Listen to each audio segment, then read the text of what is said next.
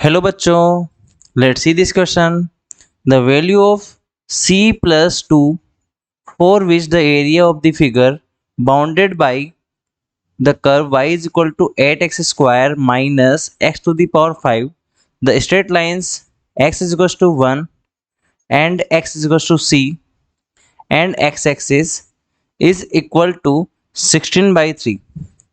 So here in this question we find the value of c plus 2.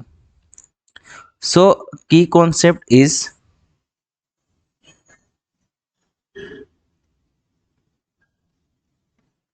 यहाँ पर हमें area find out करना है। कर्व हमें दे रखा है y is equal to 8x square minus x to the power 5। अगर किसी भी दो कर्व के बीच में हमें एरिया फाइंड आउट करना होता है तो हमारे पास में एरिया का डायरेक्ट मेथड होता है। अगर कर्व जो है बाउंडेड है एक्स एक्सिस पर, सपोज करो a से b में, तो हम डायरेक्ट एरिया निकाल सकते हैं।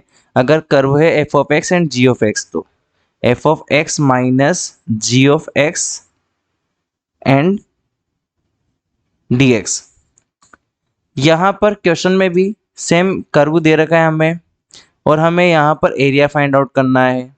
तो एरिया का जो फॉर्मूला हो जाएगा वो हमारे पास में जाएगा। यहाँ पर एरिया निकालना है 1 और c के बीच में, ठीक है। तो हम यहाँ पर एरिया निकाल लेंगे c से 1 के बीच में, ठीक। अब इस वाले केस में f ऑफ x जो है फंक्शन वो हो जाएगा 8x square minus x to the power 5 और दूसरा जो फंक्शन है g ऑफ x वो खुद आपका x एक्सिस है।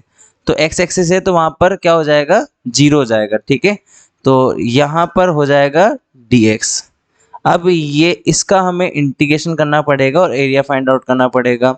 एरिया आपको गिवन है, यहाँ पर हमें c की वैल्यू फाइंड आउट करनी है। तो एरिया कितना है, 16/3 हमें गिवन है।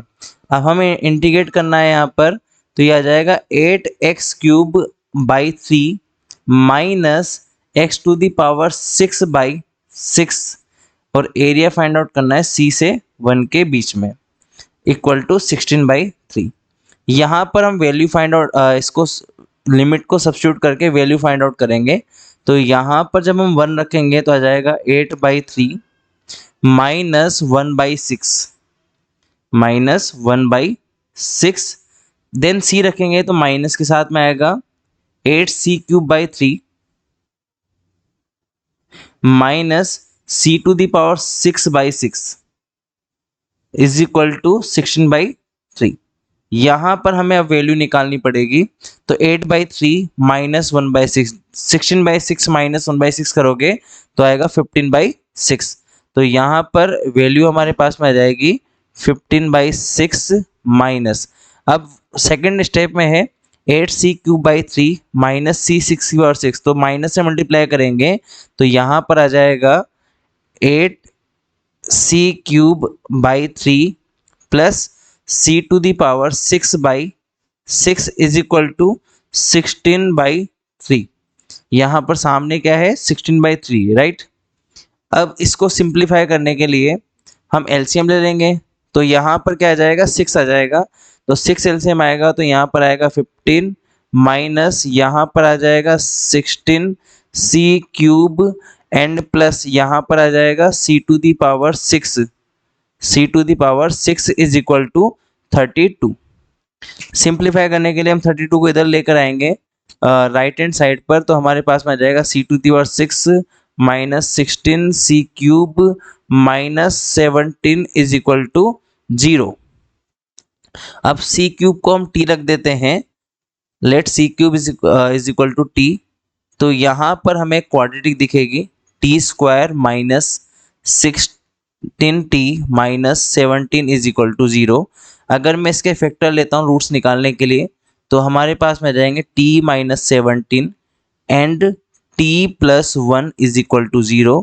यहाँ से t की दो वैल्यू आ जाएगी 17 एंड माइनस 1 और t क्या है यहाँ पर, c³ है।